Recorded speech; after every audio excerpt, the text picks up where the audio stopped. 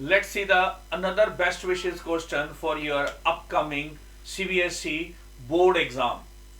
आप बताइएगा जरूर कि इस क्वेश्चन में आपके टीचर ने ग्राफिकली मेथड डिस्कस किया या फिर ये स्मार्ट प्रॉपर्टी या अप्रोच के साथ वर्कआउट किया।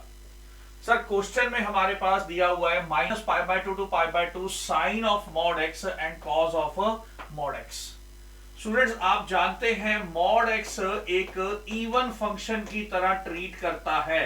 मींस अगर मैं x की जगह -x भी सब्स्टिट्यूट कर दूं तो रिजल्ट हमेशा x ही मिलता है, यानी कि वो as a even function act करता है। तो यहां पर अगर मैं x की जगह -x भी सब्स्टिट्यूट करता तो मेरे फंक्शन को कोई फर्क नहीं पड़ता।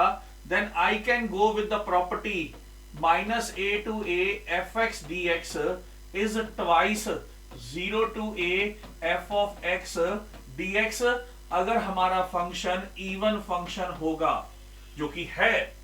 सो डेफिनेट की ही प्रॉपर्टी यूज करूंगा इस क्वेश्चन का आंसर निकालने के लिए।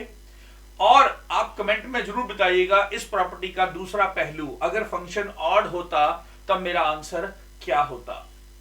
तो सर यहां पर जब हम इवन की बात करेंगे तो ये twice 0 to π/2 sine of, sir mod x नहीं, अब ये एक्स में कन्वर्ट हो जाएगा, क्योंकि हम बात कर रहे हैं किस वाले पार्ट की। सर हम बात कर रहे हैं राइट वाले पार्ट की, इवन वाले पार्ट की, पॉजिटिव वाले पार्ट की।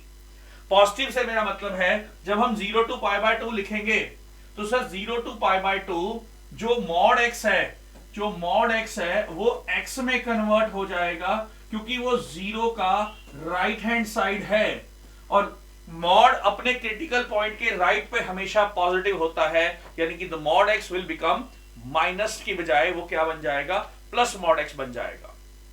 क्लियर है।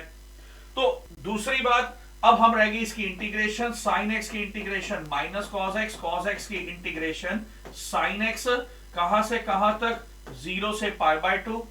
जब आप अपर लिमिट पुट करेंगे ये बन जाएगा आपका 0, राइट है, और साइन का बन जाएगा 1, और फिर लोअर लिमिट पुट करेंगे ये बन जाएगा -1 और 0, और रिजल्ट बन जाएगा आपका 2, और बाहर भी एक 2 पड़ा हुआ है। Then answer for this question is nothing but 4। कहीं भी मैंने ग्राफ का यूज नहीं किया, इसीलिए मैं हमेशा बोलता हूं टू फाइंड